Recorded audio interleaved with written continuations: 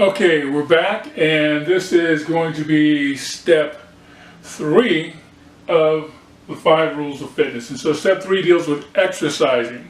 And so what we want to talk about when it comes to exercising is that we kind of want to look at what are the 3 things we need to understand about exercising. So those 3 things are what type of training we're going to be doing, the ways of training that we're going to implement, and then what are you personally training for. So let me break these down. So the types of training, we're talking about either cardiovascular, which is going to increase your endurance, or we're talking about muscular training, which is going to increase your strength. So before you start, you kind of want to know, hey, which type of training am I going to be doing? Now, I'm going to suggest that you actually engage in both of these. And the reason I do that, and the reason I have them both up here, is because a lot of people do cardiovascular training for the most part. They'll hop on a treadmill, they're intimidated by the weights, so to speak.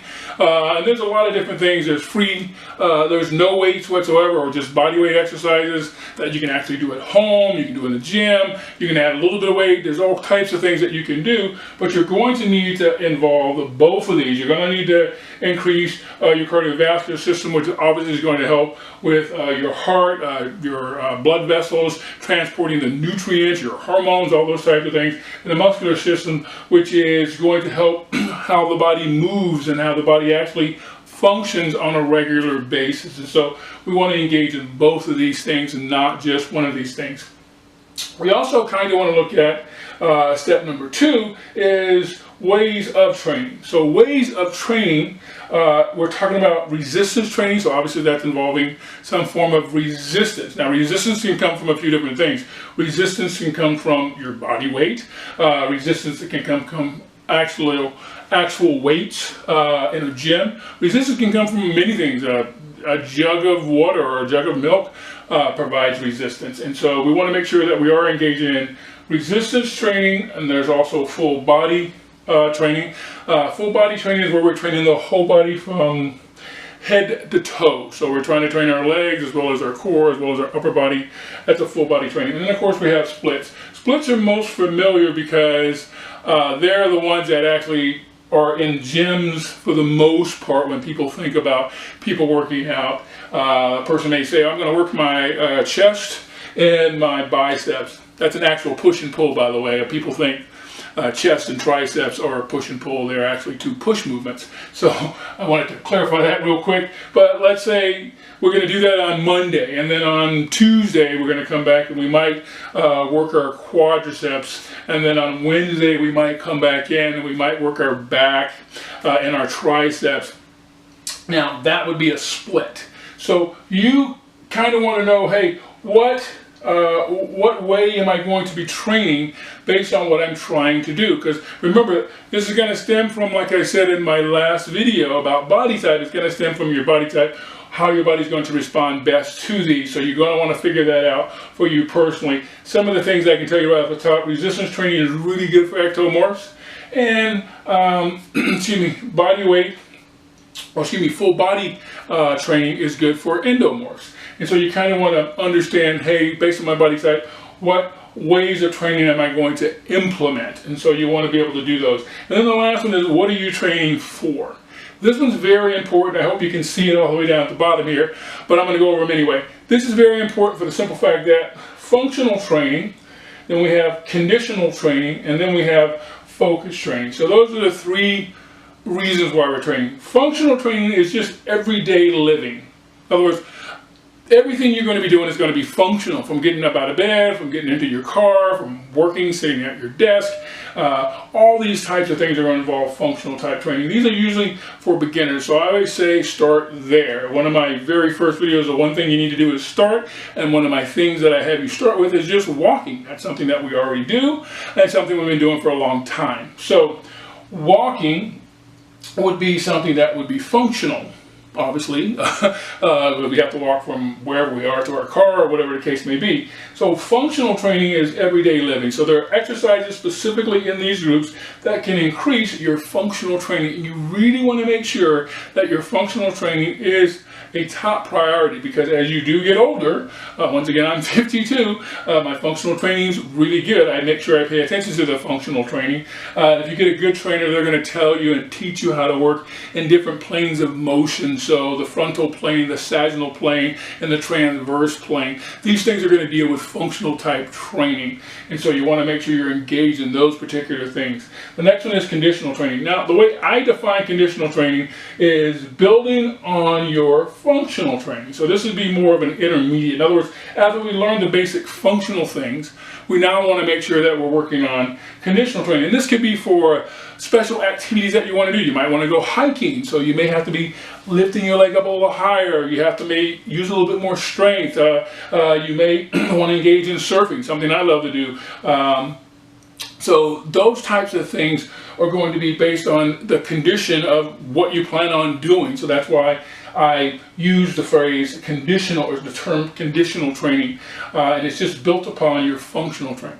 And then the last one is focus training. Now, focus training deals normally with, and in my own experience, this usually deals with sports. And so this is a higher level of fitness. This is more advanced. So if you think of a person coming in to improve their running ability because they are a track star, but they're only running a certain speed or a certain distance at a certain speed, at a certain time. So let's say they're running a 100-yard dash and they want to be able to do it in under 10 seconds, but they're currently at 11.5 seconds. And so what we want to do, they probably already have really good functional training. Their conditional training is probably really good too, but now we need to focus specifically on what is going to make them faster to get it under 10 seconds. So that's more of an advanced type of thing, and so that's where we want to focus specifically on what we need to do as far as that goes.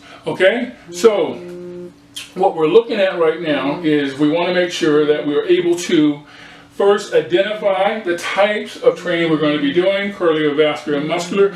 You're going to engage in both of those, by the way. You are going to do some cardiovascular for endurance, and you're going to do some muscular training for strength.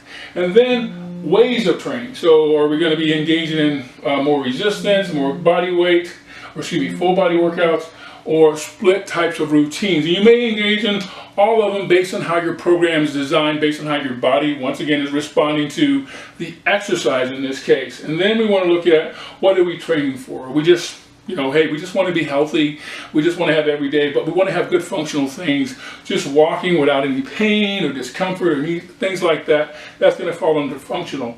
And then we want to look at conditional training. Conditional training is, we may want to have some activities outside of, and enjoy some of the things that we like to do, playing tennis, maybe playing golf, things like that. So we're going to make sure that we get in condition for those types of things.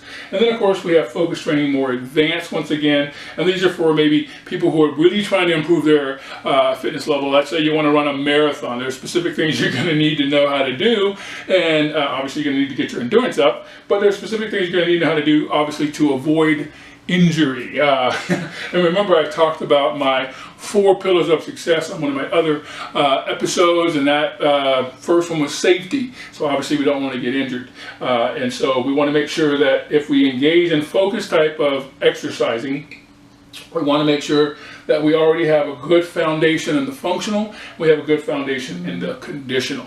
So one more thing that we want to talk about when it comes to exercising is that we all need to exercise at some level. The key is making sure we're picking the right kinds of exercise that is going to benefit us based off of our body type and what we want to do. So that is going to cover the exercise portion. I'm now going to go into the nutrition. That's the most exciting part for everybody, I know. So I'm going to spend a little bit more time on that. That is probably going to be a 2-series video, so nutrition part A and the nutrition part B. So you want to definitely go from this one right into that one. That's going to talk about a whole lot of stuff as far as I'm going to dispense with some of the myths out there and give you some brand new information that you probably never heard before, but it's going to make a whole lot of sense to you once you hear it. And so I'm going to be talking about that in the next upcoming episode, which deals with nutrition. Once again, I'd like to thank you for tuning in to The Wellness Expert. And I'm your host, DK. And thank you.